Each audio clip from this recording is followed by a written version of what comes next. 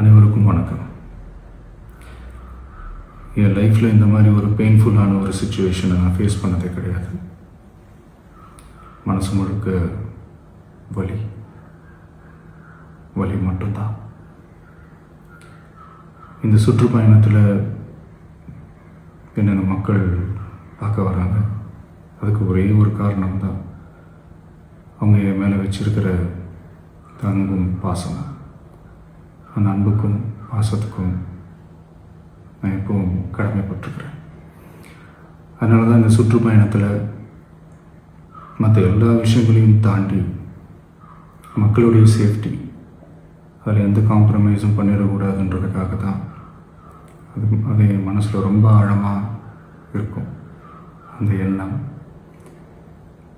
அதனால தான் இந்த அரசியல் காரணங்கள் எல்லாத்தையும் தவிர்த்துட்டு ஒதுக்கி வச்சுட்டு மக்களுடைய சேஃப்டி மட்டும் மைண்டில் வச்சுக்கிட்டு அதுக்கான இடங்களை சூஸ் பண்ணுறது, அதுக்கான இடங்களை பார்த்து பெர்மிஷன் கேட்குறது, போலீஸ் டிபார்ட்மெண்ட்டில் அதை ரிக்வெஸ்ட் பண்ணி கேட்போம்.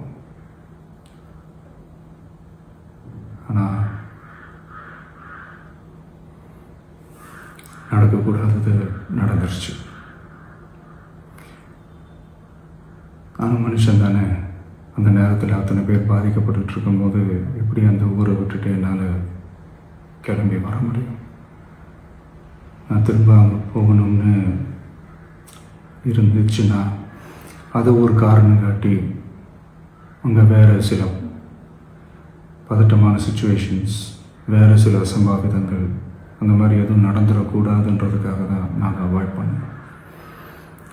இந்த நேரத்தில் சொந்தங்களை இழந்து தவிக்கிற அத்தனை குடும்பங்களுக்கும் என்னுடைய ஆழ்ந்த இரங்கலை தெரிவிச்சுக்கிறேன். எனக்கு தெரியும், என்ன சொன்னாலும் இது ஈடேயாகாதுன்னு எனக்கு தெரியும். ஹாஸ்பிட்டலில் ட்ரீட் பண்ணிகிட்ருக்கிற எல்லாருமே சீக்கிரமாக க்யூர் ஆகி வரணுன்றதை இந்த நேரத்தில் நான் வேண்டிக்கிறேன். கூடிய சீக்கிரமே உங்கள் எல்லாரையும் நான் சந்திக்கிறேன். இந்த நேரத்தில் எங்களுடைய வலிகளை, எங்களுடைய நிலைமையை புரிஞ்சுக்கிட்டு எங்களுக்காக பேசின அரசியல் கட்சிகளை சார்ந்த நண்பர்கள், தலைவர்கள் அனைவருக்கும் என்னுடைய நன்றியை தெரிவிச்சுக்கிறேன். கிட்டத்தட்ட ஒரு 5 மாவட்டத்துக்கு பிரச்சாரத்துக்கு போனோம். இந்த மாதிரி எதுவுமே நடக்கல. ஆனால் கரூரில் மட்டும் ஏன் எப்படி நடக்குது, எப்படி நடக்குது? மக்களுக்கு எல்லா உண்மையும் தெரியும். மக்கள் எல்லாத்தையும் பார்த்துக்கிட்டு இருக்கிறாங்க. கரூரை சேர்ந்த அந்த மக்கள் அந்த உண்மையெல்லாம் வெளியில் சொல்லும்போது எனக்கு கடவுளே நேரில் வந்து இறங்கி அந்த உண்மைகள்லாம் சொல்கிற மாதிரி எனக்கு தோணுச்சு. சீக்கிரமே எல்லா உண்மைகளும் வெளியில் வரும்.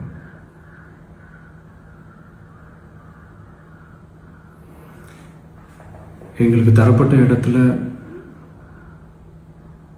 நாங்கள் போய் அந்த ஸ்பாட்டில் நின்று நாங்கள் பேசிட்டோம். அதை தாண்டி எந்த தவறும் எங்கள் சைடில் நாங்கள் எதுவுமே செய்யலை. பட் இருந்தாலும் எங்கள் கட்சியை சேர்ந்த நிர்வாகிகள், தோழர்கள் மேலே எஃப்ஐஆர், அது மட்டும் இல்லை சோஷியல் மீடியாவை சேர்ந்த நண்பர்கள், தோழர்கள் அவங்க மேலே எஃப்ஐஆர்லாம் போட்டு இப்போ பிடிச்சிக்கிட்டு இருக்கிறாங்க.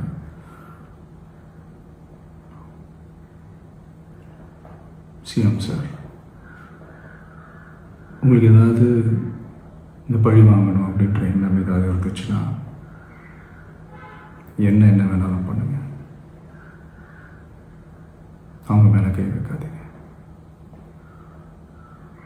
நான் ஒன்று வீட்டில் இருப்பேன், இல்லை நான் ஆஃபீஸில் இருப்பேன். என்ன வேணாலும் செய்யுங்க. நண்பர்களே, தோழர்களே, நம்மளுடைய அரசியல் பயணம் இன்னும் ஸ்ட்ராங்காக, இன்னும் தைரியத்தோடு கண்டினியூ ஆகும்.